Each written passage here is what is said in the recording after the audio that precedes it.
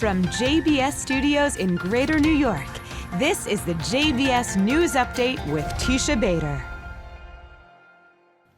I'm Teisha Bader with the JBS News Update for Friday, February the 7th, 2025. 3 Israeli hostages are set to be released from terror group Hamas captivity in Gaza tomorrow, Saturday.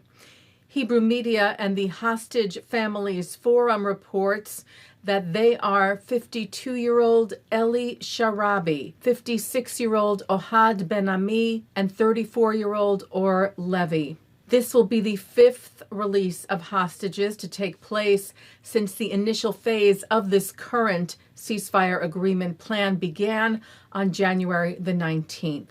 We will have more for you on this on Monday's news. The hostages who remain held by Hamas in Gaza have now been captive for 490 days.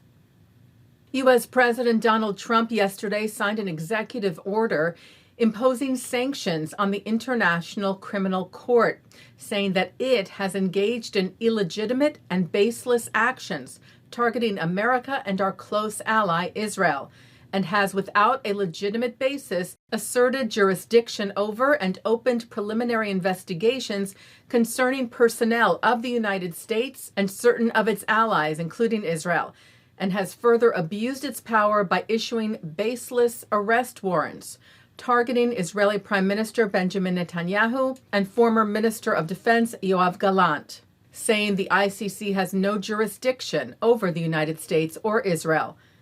The order relates to economic and travel sanctions targeting those who work on ICC investigations of U.S. citizens or U.S. allies, such as Israel. Netanyahu today met with U.S. Speaker of the House Mike Johnson at the U.S. Capitol. Johnson spoke of the ironclad support for Israel and bond between the United States and Israel. Today we discussed the special partnership that we have between these two countries, and I thank Prime Minister Netanyahu for his unrelenting commitment to making the region and the world a safer place amid really extraordinary challenges. Yesterday, the Prime Minister met with Democratic Senator John Fetterman, Senate Majority Leader Republican John Thune, and with a bipartisan U.S. Senate leadership delegation on Capitol Hill, who the Prime Minister's office wrote expressed unqualified support for the Prime Minister and the State of Israel, and commended Israel's achievements in the war. The PMO also said Netanyahu clarified Israel's position to the delegation and said that Iran had to be prevented from attaining nuclear weapons and that Hamas had to be eliminated in Gaza. That the Senate leadership delegation agreed with these positions and also committed to passing the law against the ICC in addition to the executive orders signed by President Trump yesterday. Netanyahu is scheduled to fly home to Israel tomorrow, Saturday night.